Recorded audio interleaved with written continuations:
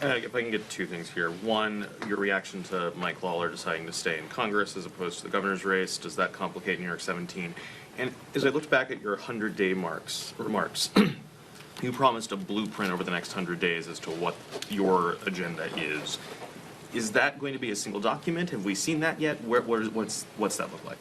We look forward to sharing those ideas with the American people, consistent with what I've talked about in terms of our focus on making life more affordable for everyday Americans and driving down the high cost of living, protecting their health care and Social Security and the things that matter, and strengthening those things as we move forward.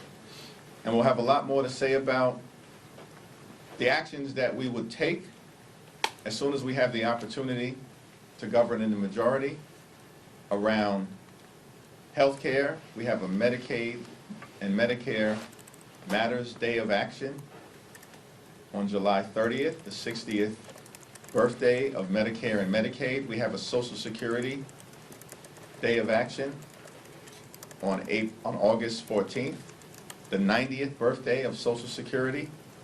And we'll have a lot to say about our efforts to protect and strengthen Social Security. And then the following week, we have a Cost of Living Week of Action, where we'll focus on what we as Democrats would do to make life more affordable for the American people, and the fact that Republicans are actually making life more expensive. Healthcare will be more expensive for everyday Americans if you are able to have health care. Millions of people will be without health care.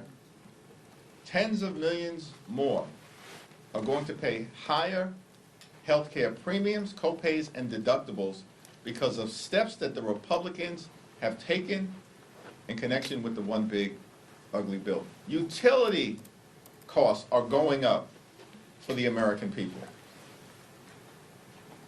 All across America, because of steps taken that are toxic and extreme in nature by Republicans in connection with the one big ugly bill. The cost of groceries and goods is going up because of Donald Trump's reckless and random tariff policy that is imposing thousands of dollars of additional costs on the American people, and that will continue.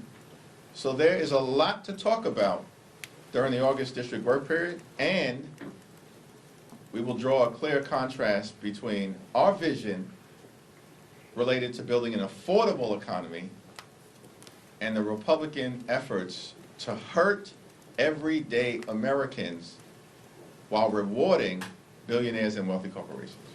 Mike Lawler? Yeah, and I'll let Democrats in New York and California flipped 7 seats in the last cycle. 4 of those were in New York. We plan on flipping the 5th in 2026, and the 17th Congressional District will be a high priority, whether the current incumbent seeks re-election or chooses not to do so over the next few months. I'll just say real briefly, I can't let the opportunity go. I feel bad for Mike Lawler and Zach Nunn. They made a critical mistake when they thought about their future aspirations. They asked Donald Trump what he thought, and he told them, sorry, you gotta run. John James, Andy Barr declared for higher office and just went.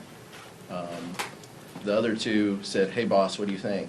And time again, that's the motto of House Republicans, which is if Donald Trump says jump, they say how high. That's the fundamental difference. As the leader mentioned, in New York and California, the last election, we picked up seats. We look forward to playing offense around the country because the American people know exactly who House Republicans are protecting and who they are fighting for. They know that health care is on the ballot. Health care is at stake. The rich and powerful are protected. That's what's going to be the fundamental difference next November.